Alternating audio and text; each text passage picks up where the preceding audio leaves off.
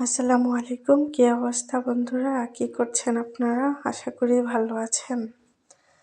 তো আমি আপনাদের মাঝে চলে আসছি আরেকটা নতুন ভিডিও নিয়ে। তো আমি আপনাদের এর আগে একটা ভিডিওতে দেখাইছিলাম যে আমাদের বাড়িতে পিঠা তৈরি হবে। তো সেই পিঠা হাতে কুটে চাল কুটে গুঁড়ি করেছিল। সেই পিঠা বানানোর জন্যই আজকে এই যে বড় একটা পাতিল বসানো হয়েছে বাহিরে ইটা দিয়ে, বুঝছেন? তো আমি জানি না আপনাদের কার কার দেশে এরকম ইটা দিয়ে রান্না করে। আমাদের এদিকে যখন বড় বড় কোনো রান্না হয় বা বেশি বড় হয় তাহলে এভাবে 3টা ইটা দিয়ে চুলা বানায় তারপরে রান্না করে বড় পাতিলে। তো আমাদের এখানেও রান্না হচ্ছে পিঠা। ওই যে অনেক পানি দিয়ে অনেকক্ষণ জাল করার পরে পানি যখন বলক আসছে তখন ওটার মধ্যে গুড় দিয়ে দিছে। গুড় দেওয়ার পরেও আবার এই যে পানি বলক আসছে। তো এখানে কলা নিছে, দেখেন বাটিতে কলা আছে।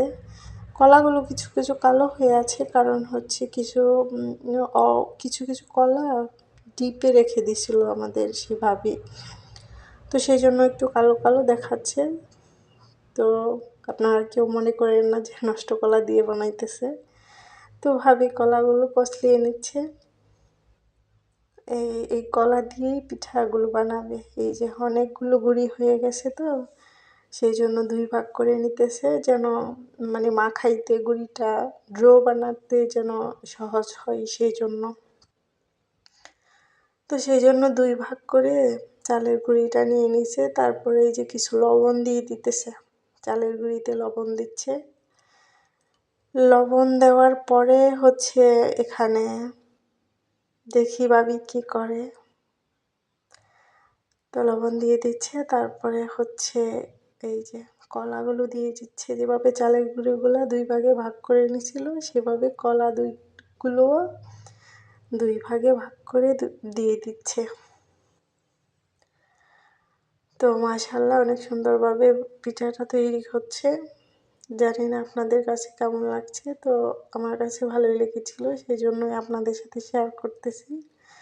তো এখানে কিন্তু অনেকখানি পিঠা, তো এই জন্য একটু সময় সব কিছু মিলিয়ে অনেকটা সময় লেগেছিল। তারপরেও তো আমি একটু একটু আপনাদের সাথে শেয়ার করছি।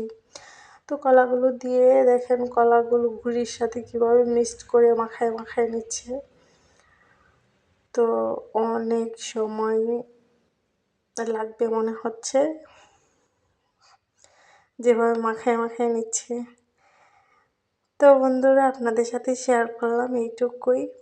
ভিডিও বেশি বড় হয়ে যায় সেজন্য আমি অল্প অল্প করেই দেখাচ্ছি। তো অবশ্যই জানাবেন আপনাদের কাছে কেমন লেগেছে।